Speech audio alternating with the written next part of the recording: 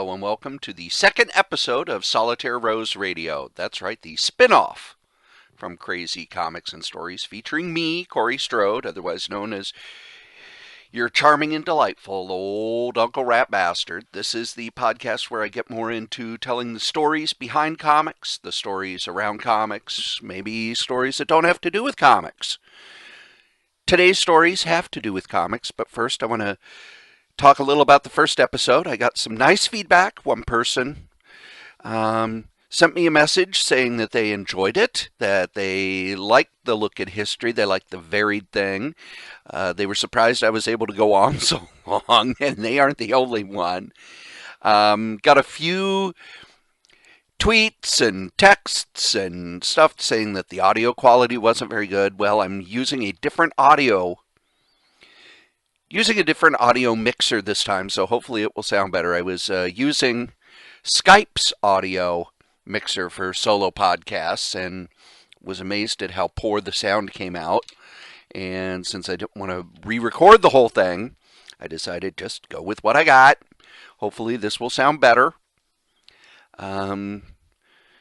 More feedback is highly, highly, highly appreciated. Solo podcasts especially thrive on feedback, so if you have any feedback, please email me at corey.strode@gmail.com. You can follow me on the fire-breathing Twitter machine, where I am at Solitaire Rose. You can also check me out on the Facebook, where I am known as Corey Strode. There is also a Solitaire Rose Radio fan page. You could sign up for that. You could call me. You can leave a message. I have the Google voicemail all set up at 952-856-0519. And if you leave a message, I will play it on the air. I will answer your questions on the air. I think that's all the housekeeping. Oh, yes, we have an ad. This show is sponsored by the great people at DreamHost.com. DreamHost.com is actually having a convention this year. They're setting up a convention for their users. And I don't have a lot of details about it because they just announced it a couple of days ago. But they're having a convention. They say you can come and you can meet other people who have DreamHost websites. You can go to seminars about how best to use their features. You can talk with people who work at DreamHost about issues and problems you're having.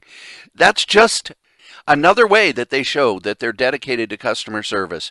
If you need a website, and you do, because you probably want to have a blog, or you want to have your own podcast, or you want to have a web strip, or you want to have a traditional web page, or you've got a store you want to set up online, just go to DreamHost.com, put in the code CRAZY, K-R-A-Y-Z, and you'll save $20 off your first year.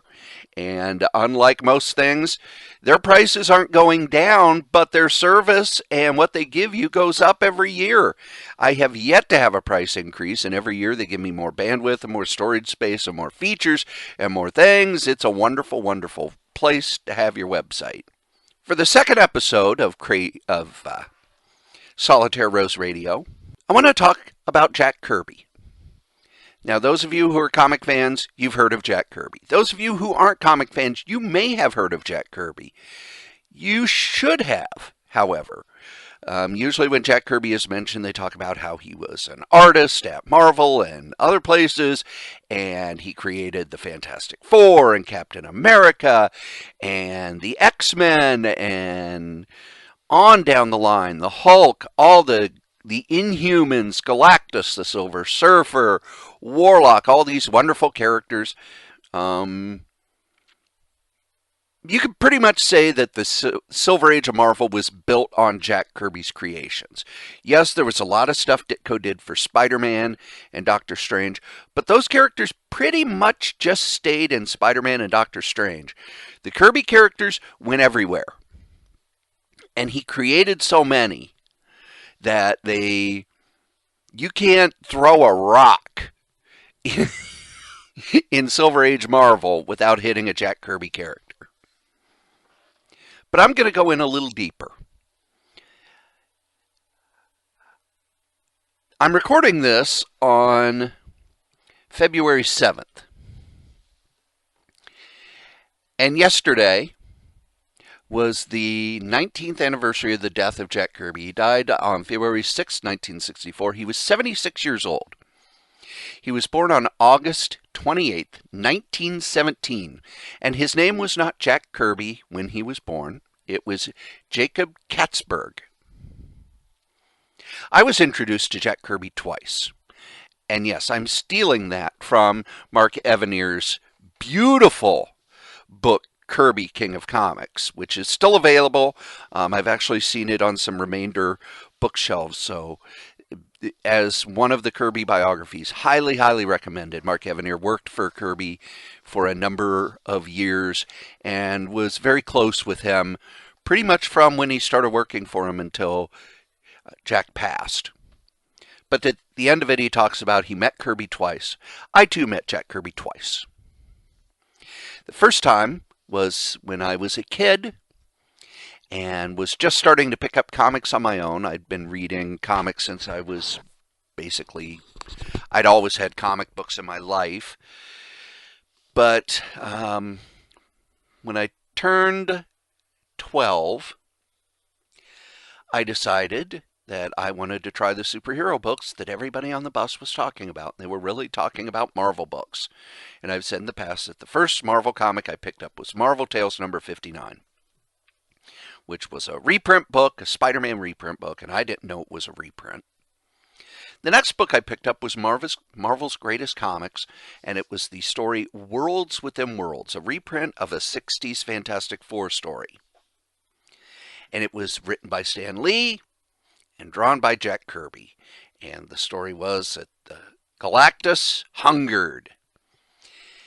And he had come back to Earth to take the Silver Surfer, who he had banished to Earth, to have the Silver Surfer find him a suitable planet to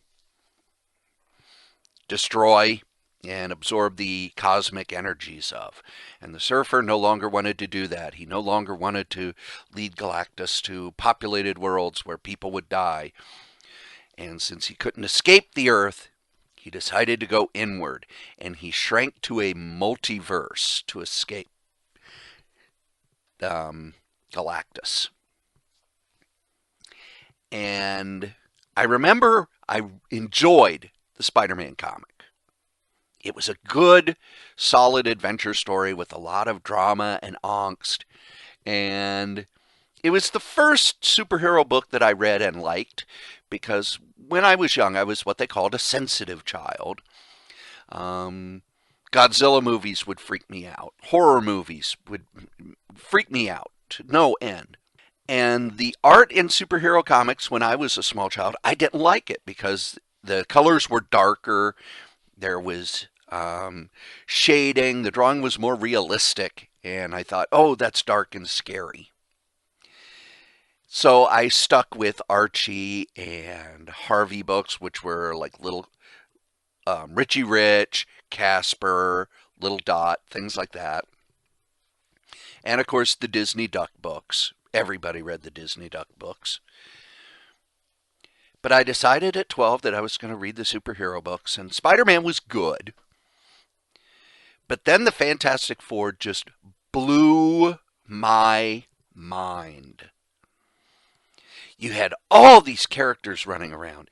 You had all this action, all these ideas being thrown at you. You know, imagine you pick up a comic book. Here's the Fantastic Four. Oh, now here's the Silver Surfer. Oh, here's Galactus. Oh, now here's a microverse with all this stuff going on. And just boom, boom, boom, it's being thrown at you. And they edited the books down, so it was only 17 pages. But it was 17 pages at this manic, breakneck speed with action and fights, and everything seemed to be moving and happening all at once. And that's when I was hooked. That's when I became a superhero fan. I became a Marvel Comics fan, and I became a Jack Kirby fan. And later on, when I found out that these were reprints, I didn't much care, because then it was, I'm getting to read the really early stuff at Marvel. I'm getting to read where all this stuff came from. And the books weren't even 10 years old But to me, it was, oh, these are classics. And it was around the same time that Marvel started advertising Kirby is coming back. So I was just in heaven. I'm going to get to read new Jack Kirby stuff and the original Jack Kirby stuff. And that's how I met Jack Kirby. I met his art. I met him through his art. Then in 1985, I went to the Chicago Comic Book Convention, which at the time, it and San Diego were around the same size. San Diego wasn't the monster that it became over the last few years, but the two big conventions in the 80s were San Diego and Chicago.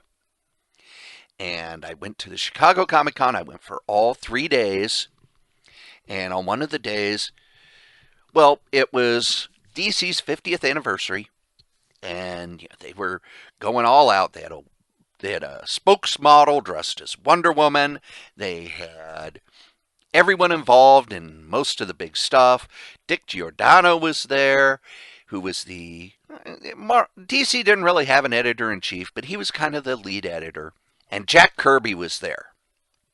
And Kirby was there to promote his Hunger Dogs graphic novel. And he was in the middle of a fight with Marvel about returning his original art. So there was a lot of passion around it. A lot of controversy around what was being done with Kirby. And DC had swooped in and said, hey, would you like to finish your New Gods saga? We're going to, you can have a 72-page story in the reprints we do, and then do a graphic novel to wrap it all up. And he was there to promote that. And I was in awe of most of it because, as I've said, I'm just this farm boy from Fairview, Illinois. Yeah, the sign says there are 350 people in the town, but it's more like 250. And we didn't even live in town. We lived a couple miles outside of town. Far enough outside of town that I was not allowed to ride my mini bike into town. Not that there was anything in town to ride your mini bike to. And there was Jack Kirby, and he was talking with Dick Giordano at the DC banner. They weren't at the table, they were at the banner. And I remember it was toward the end of the day. And I had to work up the nerve to talk to him. I've talked in the past, to me, comic book creators were the way other people saw rock stars. So imagine you're a fan of Bruce Springsteen, and you're at a hotel, and Bruce Springsteen's just kind of standing there talking to somebody. And your whole life, you've gone to his concerts, you bought every one of his records, you go out, you buy the bootlegs, you buy any magazine that has him on the cover, and there he is. That's how I felt with Jack Kirby. And I was very intimidated and very overwhelmed. And finally, I worked up the nerve, and I just went up to him and said, Mr. Kirby, I know that a lot of people say that they're your biggest fan. I'm not your biggest fan, but I love your work. I've been following your work since I first read it. And I just want to thank you for all the wonderful stories you did. And he was very gracious and very kind, and he shook my hand, and we talked for a little bit about the New Gods, and it was my first time reading it, and I was so just blown away by it. And as we ended the conversation, he said, a lot of people come up to me and say that I've influenced them, and they love my art, but it's really rare that somebody thanks me. So you're welcome. And I've since learned that Jack was very gracious to fans. In some ways a little too gracious to fans, which we'll talk about as we go on. I have other stories about how Jack Kirby, we were looking to invite him to the Minneapolis Comic Book Convention back in the early 90s while he was still alive. And there were some people who rather forcibly said, no, we don't want Jack Kirby. He's rude, he's a jerk, etc., etc., etc. And I'm not going to name the names of those people. But I'll tell you this.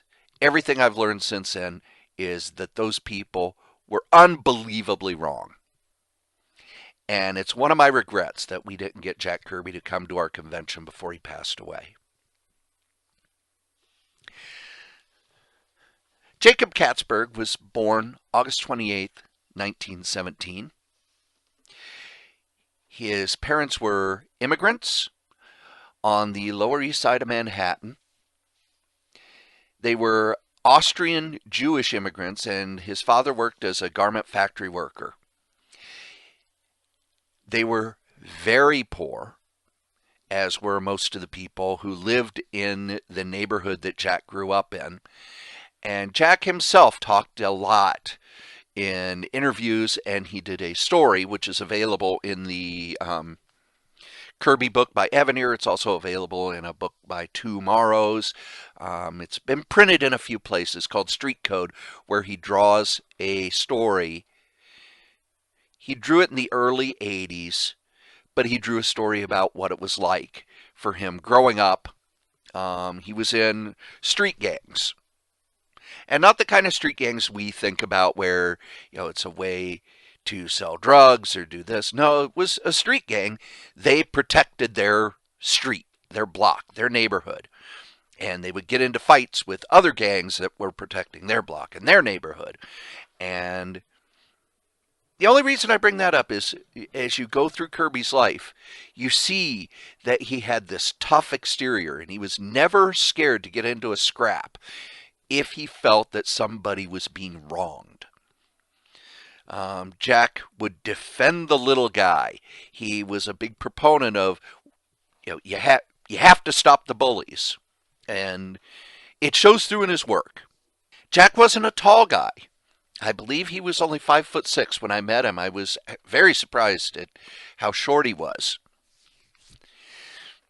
But he was tough, and he came across, especially in his younger years, as kind of the short, angry New York guy. When you look at his work, in his kid gangs, there's always that kid from New York who's the tough scrapper. Kirby always saw himself as the Thing. When he would draw the Thing, he felt like it was almost autobiographical. Now, along with this, Jack was self-taught how to draw. He drew on everything. Every scrap of paper that was brought home, he drew on. And his parents could not afford drawing paper. So what his father did was he would buy a roll of butcher paper. And Jack would just draw on it and draw on it and draw on it and draw on it until he'd used up it all, and then he got more. He was a big fan of comic strips. He said that his influences were Milton Caniff, Hal Foster, Alex Raymond. He was also a big fan of editorial cartoons. So he had this all growing up. He was rejected by the Educational Alliance. He was in school, and they saw the art talent, so they tried to send him to a place called the Educational Alliance, and Kirby said that he was rejected for that because he drew too fast. By the time he was 14,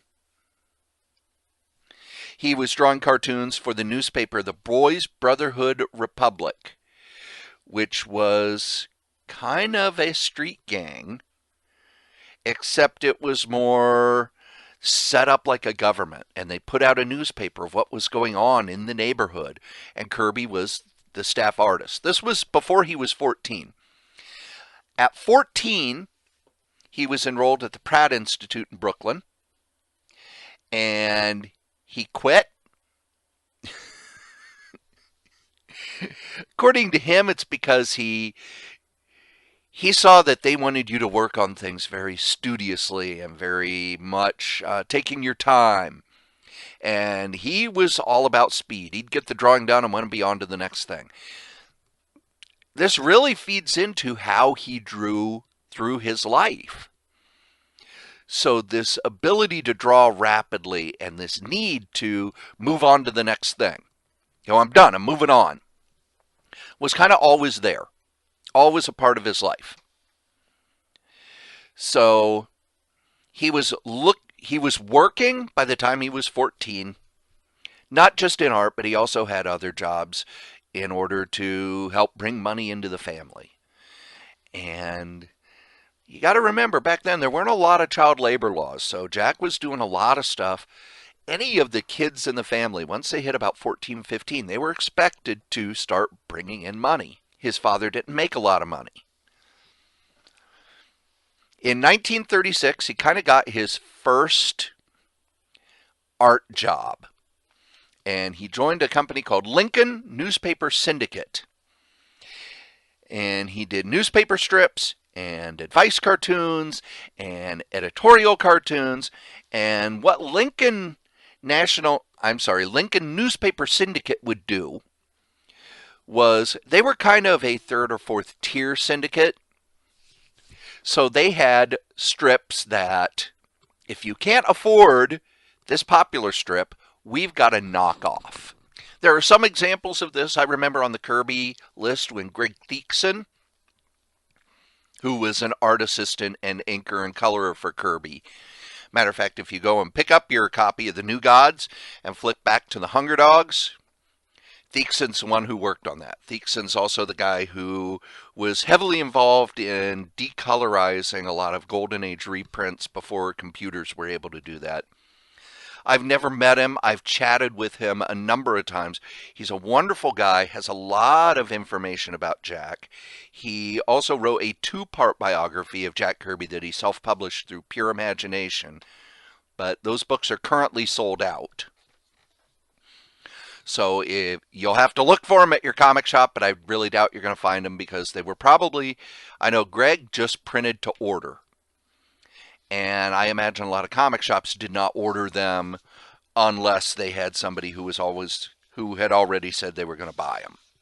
Kirby did a lot of knockoff strips.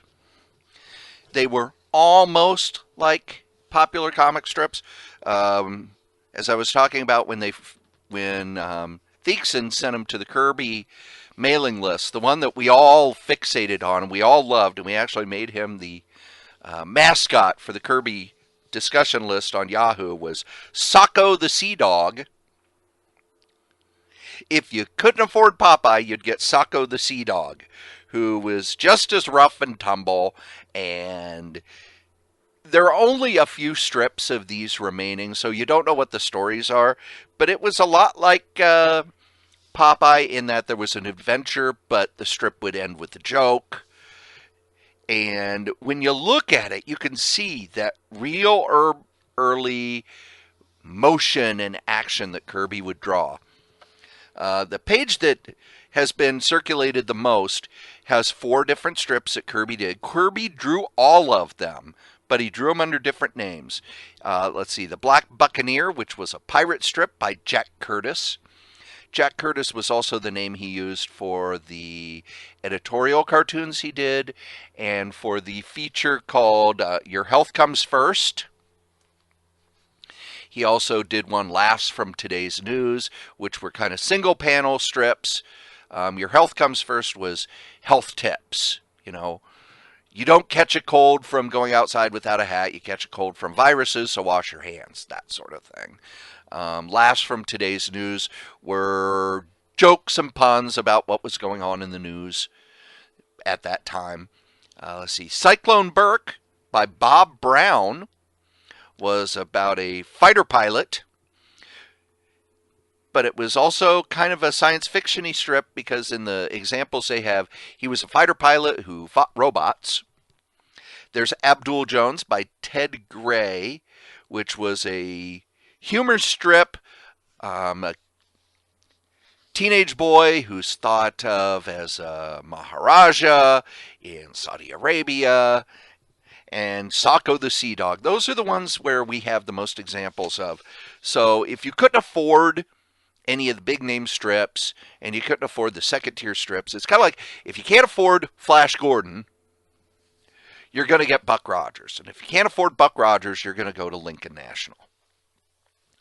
Now, Kirby did this for a while. There is no information at all about whether any of the regular comic strips were published in newspapers. There's no record of it, probably because a lot of the newspapers that published them were kind of low-rent operations and didn't keep microfiche, and Lincoln National didn't last very long. They went away, and their records are lost to history.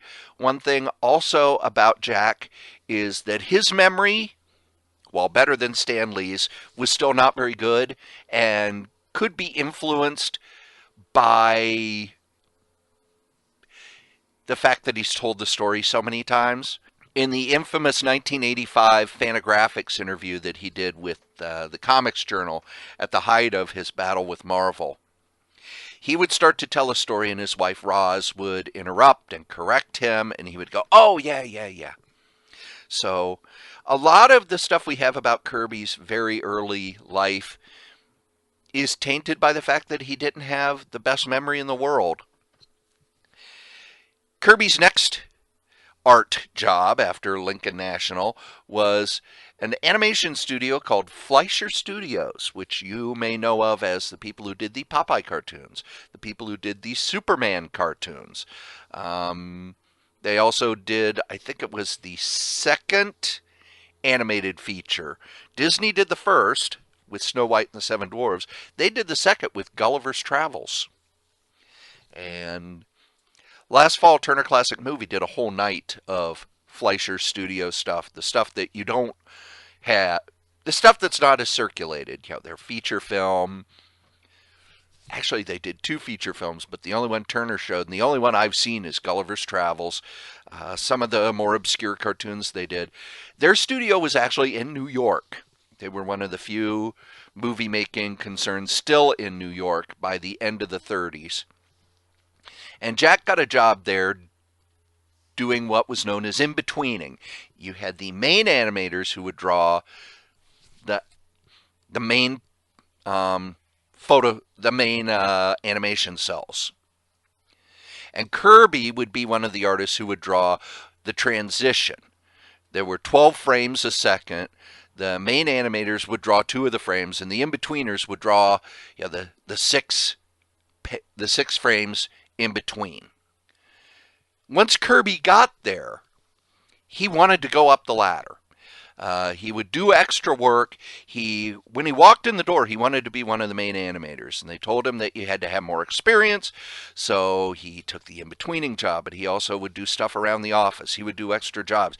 He would start doing backgrounds. He would try to move up the ladder as fast as he could, because the farther up you are the ladder, the more money you make, the more money he could bring home to his family, who he still lived with. So he's working at this animation studio at between the age of 21 and 23. So he's working there in 1939.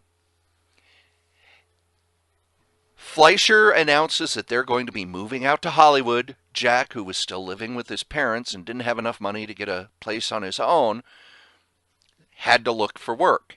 And he found it in the growing comic book world. He first got a job with the Will Eisner and Iger studio.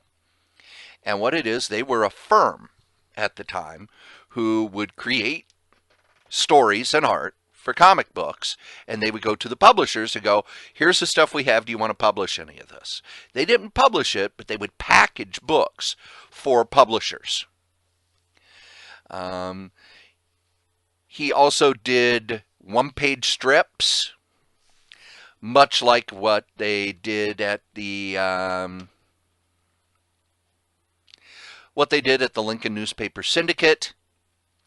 Again, there were a lot of strips that he did that were put into early comics, and I believe it's fuzzy because I've done some research and I've seen both, that the strips were put in newspapers and the strips were sold to comic books, and at the time it could have been both.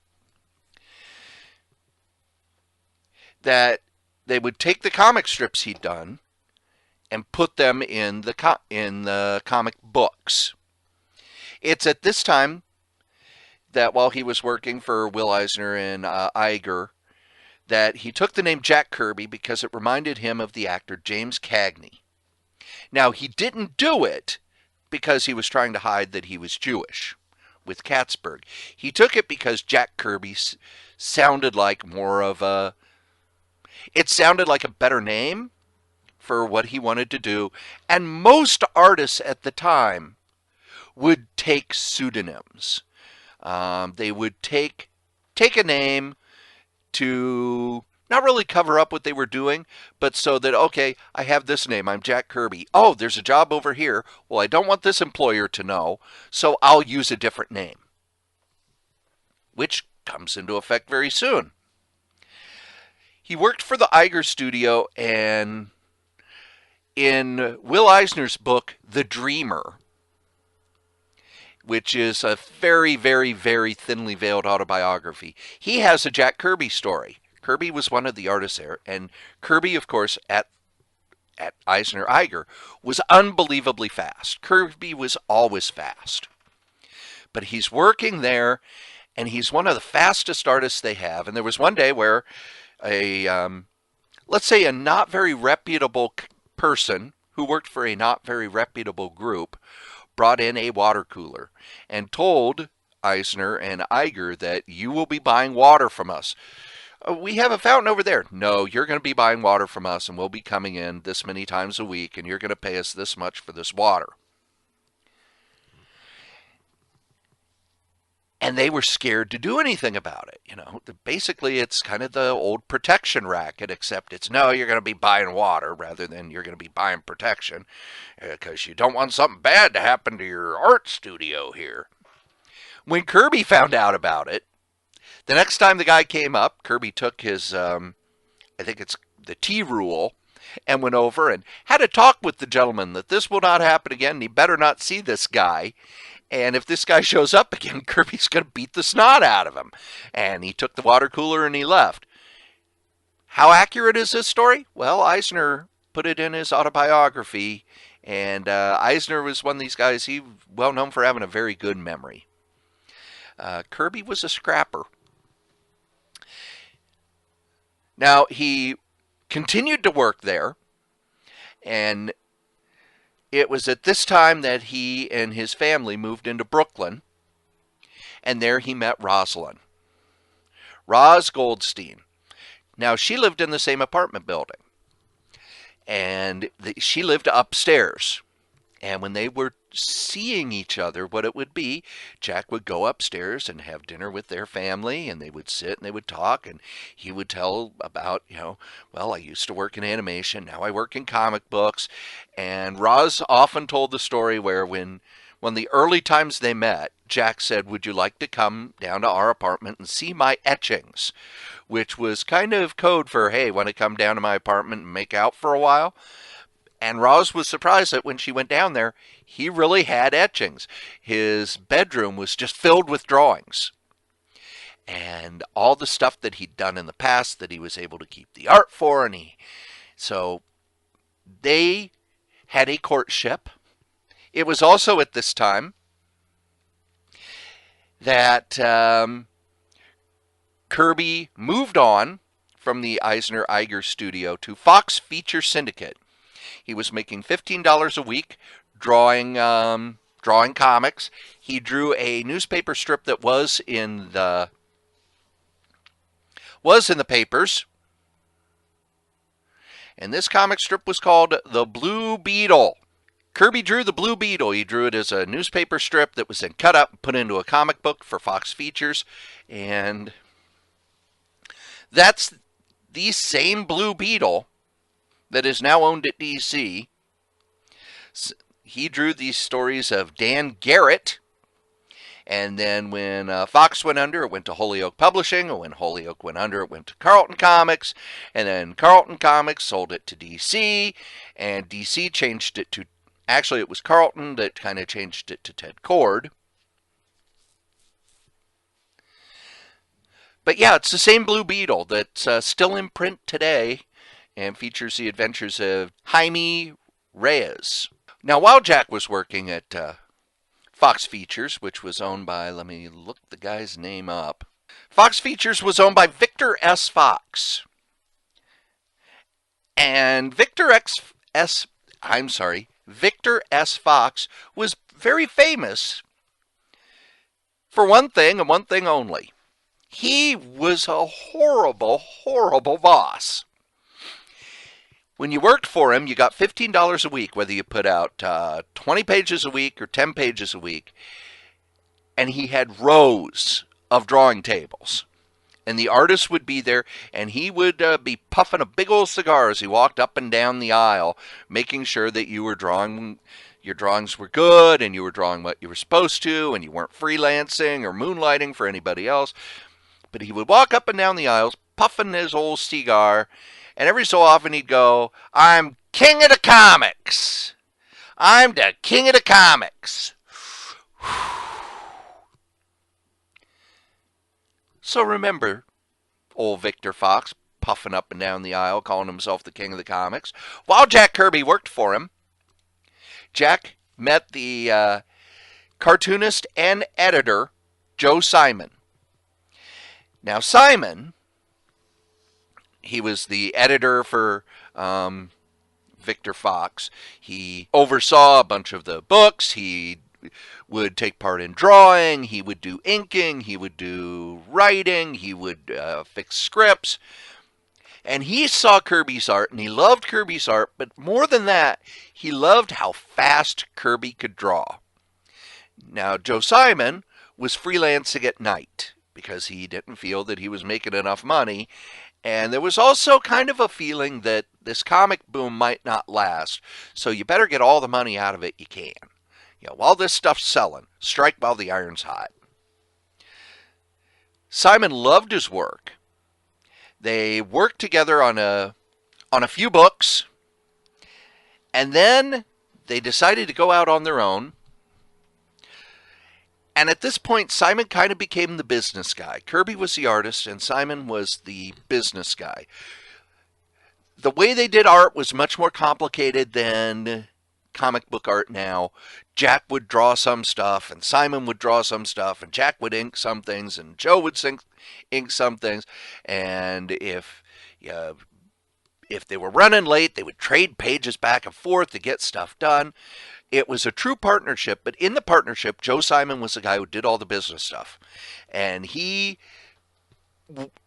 got in touch with Martin Goodman, who was a publisher, what was then known as Timely Comics. He was a pulp publisher who'd started to get into publishing comic books, and he was working through the studio Funnies Incorporated. Funnies Incorporated was the one who put together everything that's in Marvel Comics #1, like Submariner, Human Torch, all the characters that are in that and Marvel Mystery going forward. However, Goodman didn't much care for Funnies Incorporated because he felt that he could cut out the middleman. You know, why am I paying this company to pay artists and writers when I could just pay artists and writers? And Joe Simon went to him and said, you know what? Jack and I will put books together for you that you can sell. We'll charge less. And in charging Martin Goodman less, they would actually make more because they're cutting out the middlemen as well. The first book they put together for Martin Goodman was that massive hit that everybody knows, The Red Raven.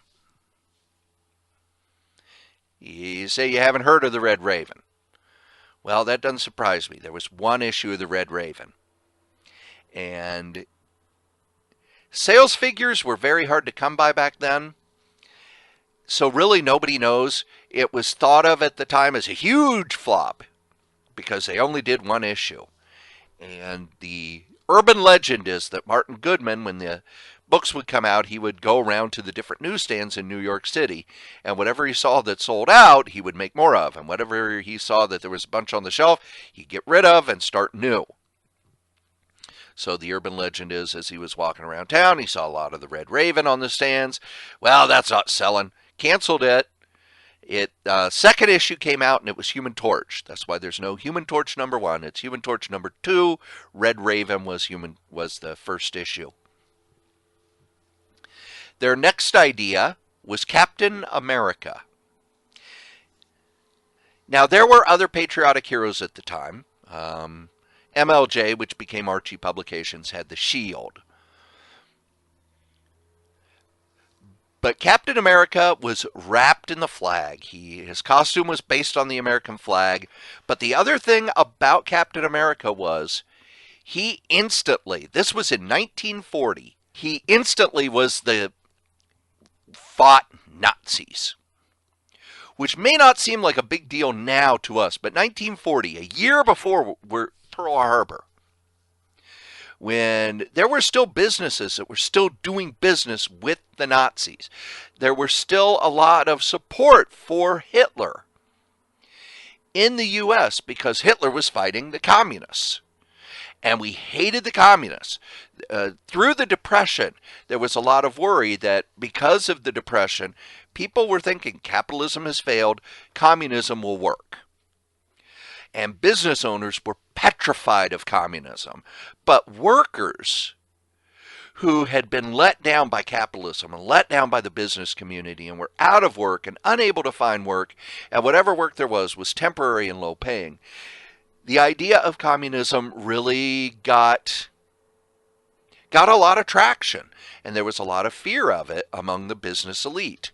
So if you look at business leaders in the U.S. in the 30s especially, I'm not going to say that they thought of Hitler as a hero, but they did think this is a guy who could stop communism. We know much more about what was going on inside Germany. At the time, the Jewish subculture in the U.S. was hearing stories about Jews being rounded up. But what was going on wasn't really known. Hitler's people were propaganda masters. So here you've got Captain America. Here's this guy wrapped in a flag, the cover of his first issue, punching Hitler in the face. And the book was a huge, huge hit. It was Timely's best-selling book by far. They could not print enough copies. They would send out more copies and they would all sell. They'd get very, very few back from the newsstand. And the way newsstand worked is you would ship your copies out to the distributor who would take them to the newsstands. And then after they'd been on sale for a month, they would return the ones that didn't sell and get credit for it. And you based how well something sold by what percentage of books sold. Superman sold a lot. Captain Marvel sold more. Batman sold a lot. Captain America was Timely's best-selling book by far. There was also something different in the art. If you look at those early issues, you see Kirby's style. It's right there, fully formed. You know, his art changed over the years, but his superhero style was right there. Figures were always in motion. Captain America was busting through panel borders. That wasn't done because people thought of comic books as, well, you draw it like a comic strip. And in comic strips, every panel's this, and you do this. Matter of fact, if you look at the early Superman comic stories in action, you'll see that each panel is numbered. And they're all uniform, except for maybe a splash panel. They're all uniform because it had been drawn as a comic strip, and they cut up the art to put it in a comic book page rather than a comic strip. Kirby drew entire pages. People have said that what he would do when he would sit down to draw, up until the day he quit drawing, he would have the blank page, and rather than, okay, I'm going to draw in the border, I'm going to draw the action, and then draw in the panel borders. Nope, Kirby started in one corner, and he just started drawing, and he would draw till he got to the bottom of the page. Then he would go in, he would draw the panel borders, and move on to the next page. His art was different from anything else on the stands. Simon and Kirby instantly became the top guys in comics. They were in demand. Captain America was selling through the roof. Kirby's art was different. It was exciting. Yeah, there was a crude energy to it. And it changed how superhero books were drawn. If you look at the DC stuff that they've reprinted in the DC archives, you can almost tell pre-Kirby and post-Kirby. Because the pre-Kirby stuff, very stiff, very posed, very much the action is in the very center of the frame of each panel. Kirby had stuff going on. Everything was in motion. Everything was moving. Even then, he was using foreshortening to make it look like stuff was coming at you. He was learning page construction. You'd get to the bottom of the page and there'd be a mini cliffhanger to get you to the next page. And on like that. Captain America was a huge hit. Simon and Kirby did other stories and such for Timely. If you look back in your Marvel Mystery Masterworks, Kirby did The Vision, which was a otherworldly god who came to judge the wicked. As part of the deal with Captain America, Goodman said that Simon and Kirby would get 15% of the profits and salaried positions. Simon would be the company's editor, and Kirby would be the art director for the whole company. It was a deal put together by Joe Simon. So they released the first issue of Captain America Comics. Wikipedia says it was released in early 1941. No, it came out December of 1940. Because it was a big deal. And it sold out within days. They did the second issue. They printed over 1 million copies. For everything that was said at the time, it sold out as well. It was by far the #1 book. Now, as they were doing Captain America, they were also working for other companies. The first issue of Captain Marvel was mostly drawn by Simon and Kirby. It was drawn in the house style because Captain Marvel had been in Wiz Comics and C.C. Beck had developed an art style. And the people who worked for him all drew in that style. Wiz Comics was doing so well that they wanted to get a Captain Marvel comic on the stands immediately. And Beck was already overwhelmed, so they brought in Simon and Kirby to draw that first issue. Except they couldn't call themselves Simon and Kirby. It was signed C.C. Beck. By the 10th issue of Captain America, the relationship between Goodman and Simon and Kirby had soured. Goodman was, I've talked in other podcasts, Goodman was one of the sleazier of the sleazy publishers. And yes, Simon and Kirby had a deal that they would get 15% of the profit. But much like a Hollywood studio did, Goodman relied on creative accounting. Goodman would charge all the office supplies to Captain America. He would charge office expenses to Captain America. And it would take a cut out of the profits. So Joe Simon felt that they were being ripped off. And Kirby always got very angry when he felt like he was being ripped off. So Joe Simon said, no, we're not going to confront him. We're just going to go and we're going to find other work. Now, at the time, there was a young man who was kind of an office assistant, Stanley Lieber. And he was Martin Goodman's nephew. Not directly a nephew, kind of a second-hand nephew, who was looking for work and hadn't been able to keep a job anywhere else, so they brought him in to run errands in the office. And he was the guy who, okay, lunchtime, he'd run off and get the sandwiches.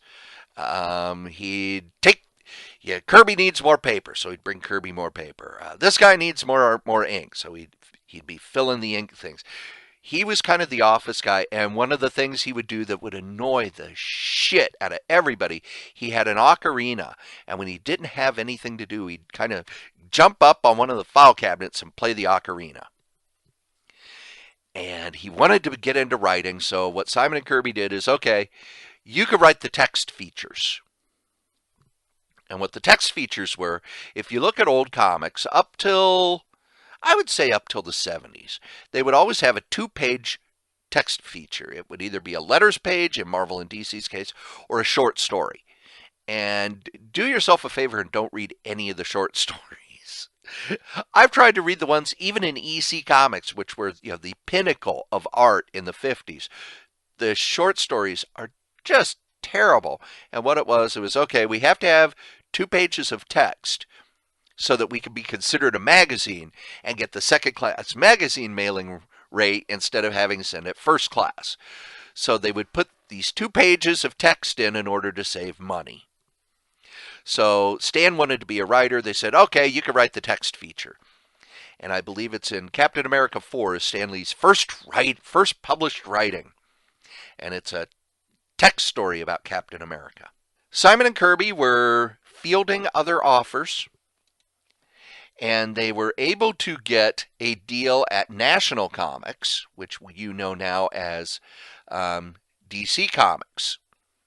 And they would get a combined $500 a week, whereas at Martin Goodman's, Simon got $75, Kirby got $85, and they shared the profits from Captain America, which they weren't really getting. So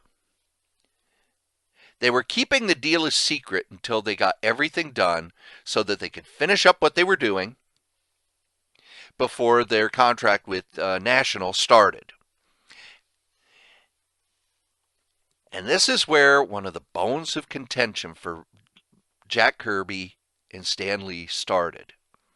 Because Martin Goodman found out, Simon and Kirby blamed it on Stan Lee. They said that Stan ratted him out. Stan said he had nothing to do with it. He had been sworn to secrecy and he didn't tell anybody. They blamed him. They finished up their work on Captain America number 10 and they went to National. Now, one of the things Marvel published in the early 90s that is one of my treasured possessions is a slipcase called Captain America The Early Years, and it reprints all the Simon and Kirby Captain America stuff from those first 10 issues. They then put it out in paperback a while back. They've since gone back and put it out as Masterworks, and in the Masterworks they have all the stories because Simon and Kirby just did the Captain America stuff. They had other people doing the other features, which I didn't pick up the Masterworks because I spent $75 when this slipcase came out. I'm not going to spend $75 each for Captain America 1 through 4, Captain America 4 through 8, Captain America 9 through 12. I did pick up the 9 through 12, but I didn't want to, I don't want to spend the money again, especially when I'm probably not ever going to read the non-Kirby stories. And truth is, in the Masterwork 9, 10, 11, and 12, I did read the non-Kirby stories, and they're typical Golden Age stuff. But those Kirby stories, they're just fun. They're so fun. And the funny thing is about those stories, when they brought Captain America back in the 60s, and they didn't quite know what to do with them, Lee and Kirby kind of rewrote those stories and did them again. And they did that for a while till they figured out what they wanted to do with the Captain America feature in the 60s. So, Simon and Kirby go over to National Comics. One of the reasons they kept it quiet because Goodman was still paying them some royalties, but he wasn't paying them all, and they thought if Goodman found out, he'd stiff him on the royalties. He found out. He did stiff him on the royalties. It was a basis for a lawsuit with Joe Simon in the 60s, which we'll get to when we get to the 60s. So, Simon and Kirby go over to National, and they were told, just do what you want. Now, they tried ghosting some other strips, drawing in other people's styles, kind of doing what people had done before, and nobody was happy about that arrangement. The editors at DC weren't happy about it. Simon and Kirby weren't happy about it. The publisher said, look, just do what you want and we'll print it. We've seen how popular Captain America is. We trust you. We've seen how popular Captain America is. We saw how popular the Young Allies is. We've seen how popular your other features are. We trust you. Do what you want. Now, the thing is, while the publisher trusted them, the editors at DC did not. They didn't like it. The editors at DC were very much control freaks. And they didn't like the fact that this writer-artist team had been brought in and was kind of creating their own stuff. They had strong editorial presence.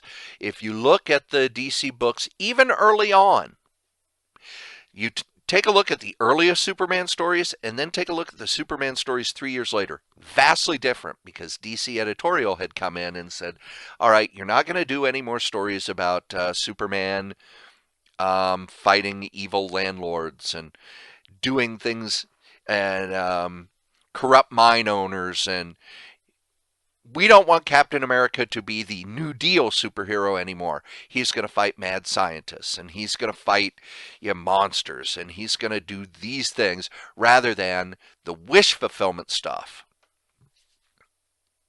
Batman had toned down the violence. He stopped killing people. They brought in Robin to kind of tone down the violence, but also to bring in an appeal for younger readers. So there was a lot of editorial control at DC, and Simon and Kirby were just told, do what you want. First thing they did was they revamped the Sandman. Now, before they did it, if you've ever read Sandman Mystery Theater, the Golden Age Sandman, he was more like the Shadow than a superhero. His mask was basically a gas mask, and he had a gas gun that would shoot knockout gas. His costume was actually a long trench coat, a hat, and a gas mask. And it was very atmospheric, moving, moody, mystery type stories. Simon and Kirby came in, they gave them tights, gave him a sidekick named Sandy, and it was Simon and Kirby adventure stories. Both have their merits, and I love what was done with Sandman Mystery Theater, but those pre-Simon and Kirby Sandman stories are unreadable now. The drawings are crude, the stories are boring. You can't read it unless you're a true Golden Age aficionado. Simon and Kirby came in, boom, action, fast-moving plots, interesting villains, Kirby's hyperkinetic art. It's like night and day. At the same time, they were going to cancel the character Manhunter and wanted Simon and Kirby to replace Manhunter with something. Joe Simon said that he loved the name Manhunter so much, they said, no, we're going to keep the name. And again, they completely changed the character, turned it into a Simon and Kirby type character. They did another kid gang book called Boy Commandos. And that was in July of 1942. Now, they'd done the Young Allies, which was Bucky and Toro and a bunch of kind of stereotypical kids fighting the Nazis. So Boy Commandos was sort of the same thing. I haven't read a lot of the stories because they have not been in print, but I've seen drawings of it, and it's very much the Kirby kid gang where he picks different ethnicities and different types. And yep, there's always the scrappy Brooklyn short brawler kid. And they were involved in fighting the war over in Europe. That was such a huge success that they did another one. And it started as a feature in one of the other books, and it soon got its own book. And it was selling over 1 million copies a month. It was so big that they did a Homefront kid gang team called the Newsboy Legion, and that was in Star Spangled Comics, which they had a kind of a superhero mentor called the Guardian. Kirby later revived the Newsboy Legion when he got to the New Gods in the 70s. And while it wasn't as big a hit, it's still a lot of fun. Now, because they revived the Newsboy Legion in the 70s, they reprinted some of the stories from the 40s. And those I've read, and it's very much the Kirby. Everybody's got a distinct personality. Everybody has a specific look. Everybody's a different ethnicity. They're all friends, and They're all, it's hyperkinetic action, all again. So at this time, this was 1942, Kirby's life is going pretty good. But they also know that war is coming. And Kirby was already a rapid artist. He would draw and draw and draw and draw. But he was drawing at night in order to get ahead because he knew he was going to be drafted soon. So he and Joe Simon wanted to have a backstock so that if they got drafted, National would still have Simon and Kirby stuff to publish, keeping their name out there. Simon and Kirby were making a lot of money. They were busy all the time. They were really in demand at National. And then, May 23rd, 1942, he married Roz Goldstein. She had just turned 18, so it was legal for them to get married. Roz's parents approved. They got married. At the same time, Jack changed his name legally from Katzberg to Jack Kirby.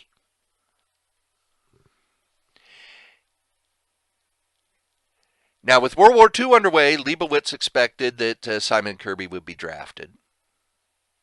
They expected that they would be drafted.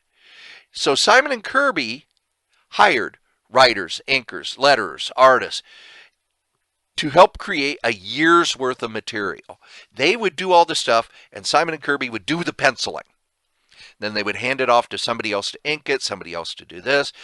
Simon got other people to write the stories. He would go over them to make sure they had the proper feel. Kirby would draw them. Simon would help with the art, and then it would get shipped off. They built up an inventory. So 1942, he's making a fortune. He just got married.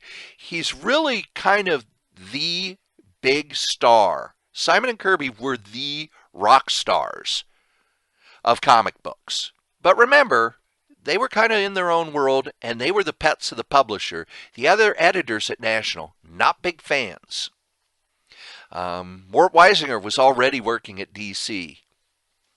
And we'll talk a lot about Weisinger as we go on, as we do more episodes. But Weisinger would run them down. Their art's crude. Their stories, they don't really have stories. It's just fight scenes. The inking looks like somebody just threw ink on a page. He would run him down every chance he got, because he was working with Superman. He was working with the prestige books. Well, the stuff we do is far better than what Simon and Kirby did, even though Simon and Kirby's stuff sold as well, if not better.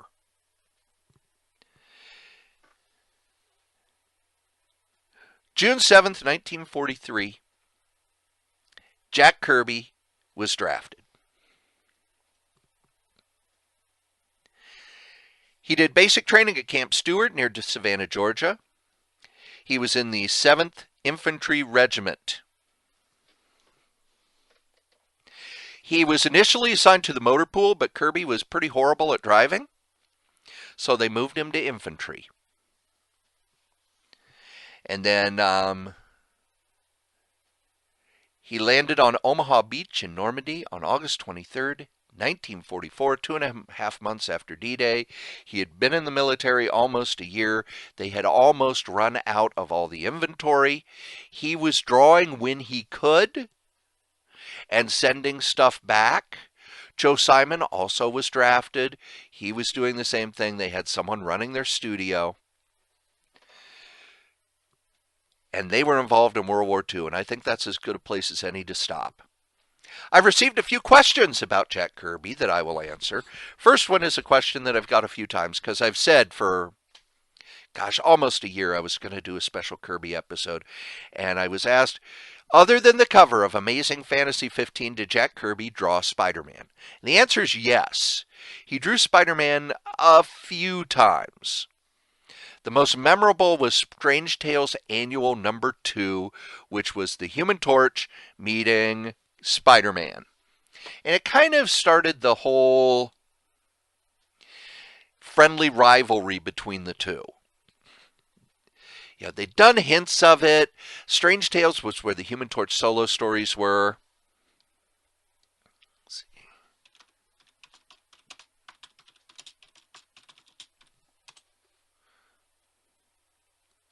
I am so glad I'm going to be editing this.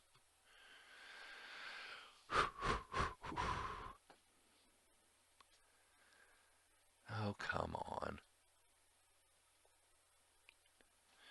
Firefox sucks so hard.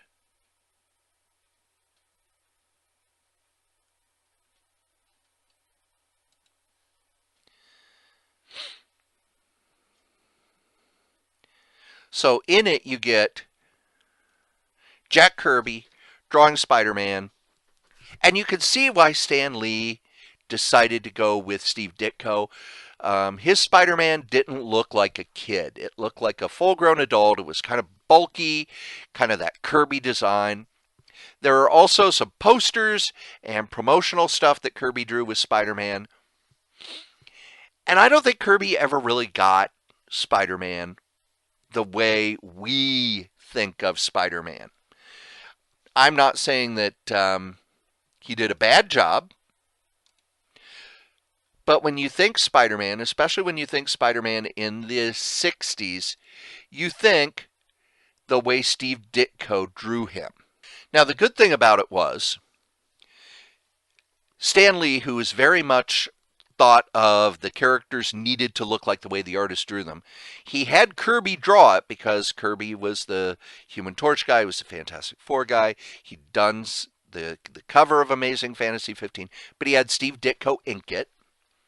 So it's another of the early collaborations between Kirby and Ditko.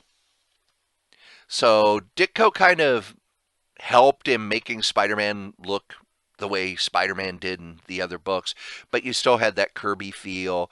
Kirby didn't do the kind of odd spidery poses that Ditko did. He did the standard heroic poses. And for the most part, he didn't draw Spider-Man that much.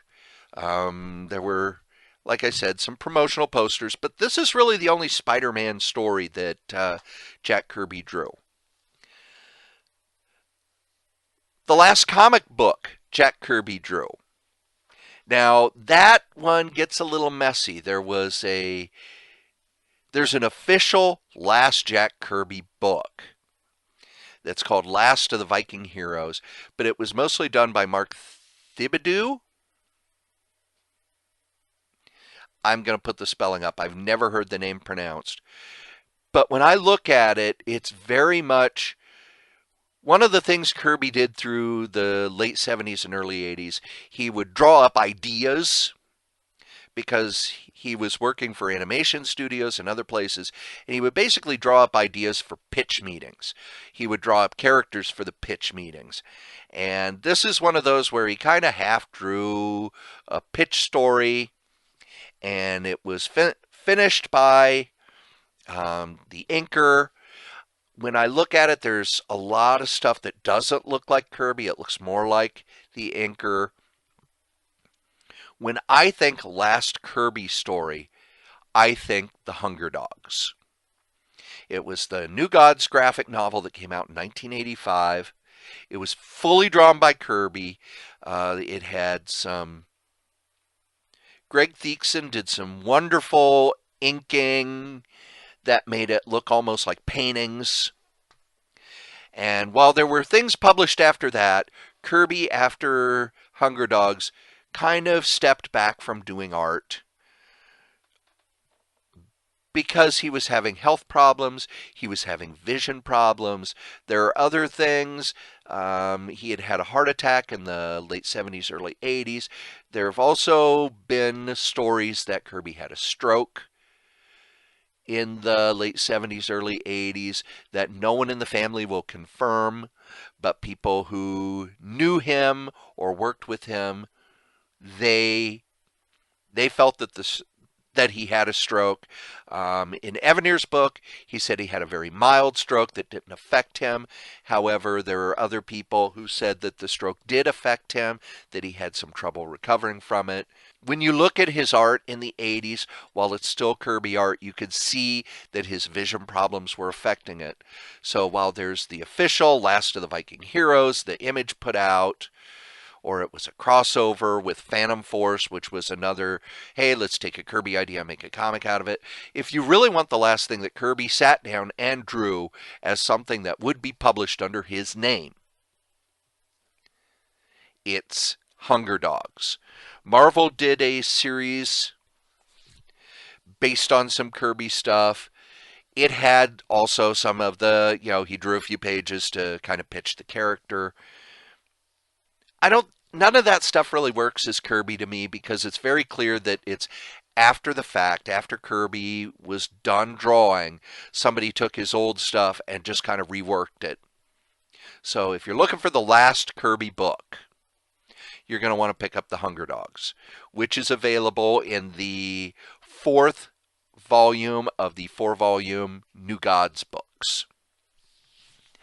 I was asked what my favorite Kirby story was, which is a question that's actually kept me from doing this podcast for a while, because it's so hard for me to go, well, this is the best story Kirby ever did. Jack Kirby said that the best story he ever did was issue 3 of Boys Ranch, which was published in the 50s, called Mother Delilah. And there are a lot of other creators who point to that as their favorite Kirby story. Marv Wolfman was the first person I ever heard talk about it. And it was at the Chicago Comic Con, same one, where somebody asked him what his favorite comic was.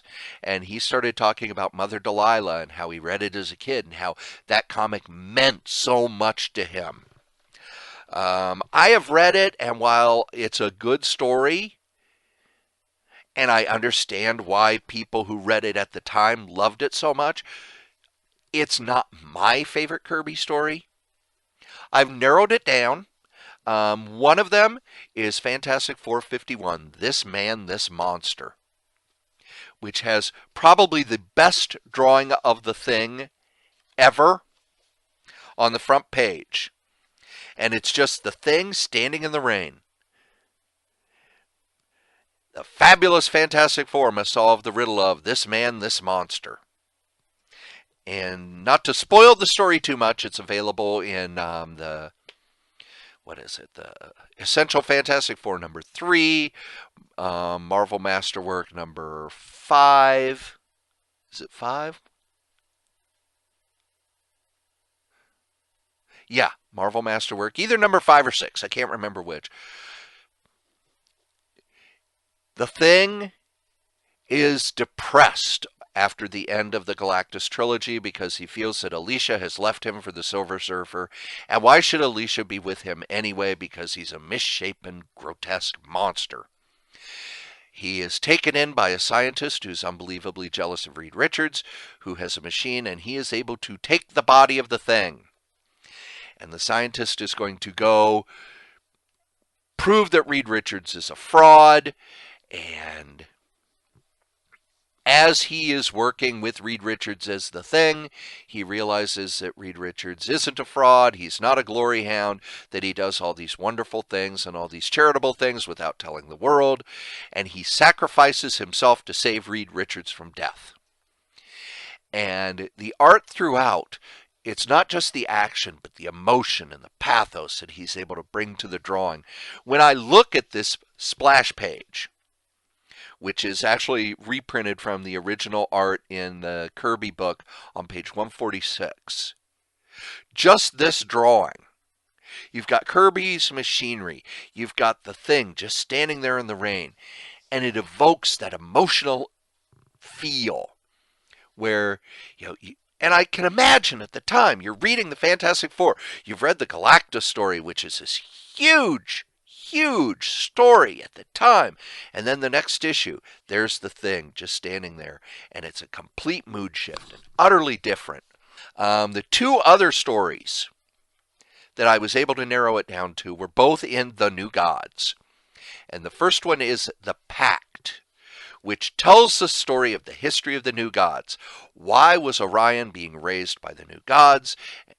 Darkseid's son, Orion, being raised by the New Gods, and Highfather's son, Mr. Miracle, was being raised by Darkseid.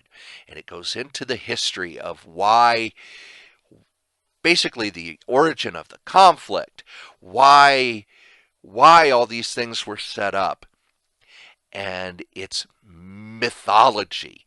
Kirby in the New Gods, he's creating mythology. This isn't a standard superhero story. This isn't just another comic book. He's telling the story of gods, a new mythology for that time. And then the other story that is one of my favorites, and I actually will reread it, and I think it's got one of Kirby's best pages, and that is The Glory Boat. And the story starts with a father and a son, and the father is very much the old,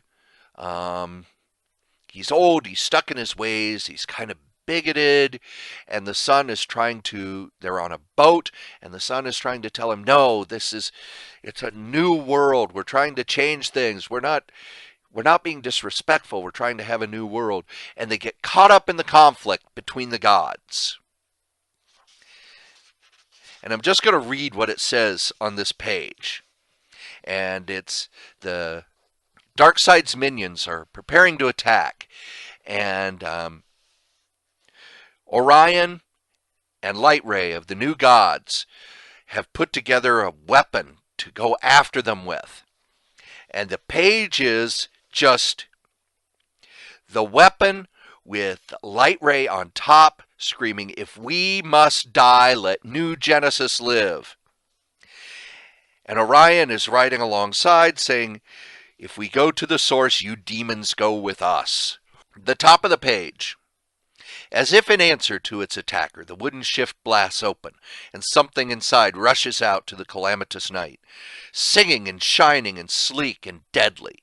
What Lightray has imprinted on the life cube is now fully grown, and it carries the glistening warhead of the living, the dead, the fiery trumpets of the source.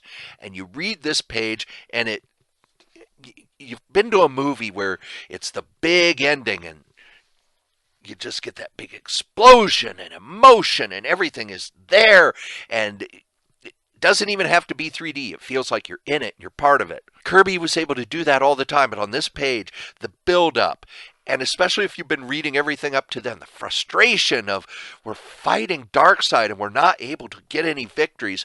This is the first major victory. And it ends with the father mourning his son who has sacrificed himself so that other people can live, showing the father that he has been wrong, and in being wrong, his mind is broken.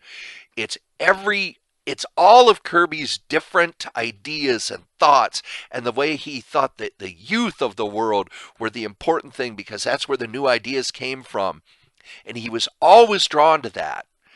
Just all of his philosophy and the energy and excitement just encapsulated in that one comic book. Now, Kirby did other stories that are fantastic. He did stories that run the gamut, but those three are my favorite. Let's see, I had one more question.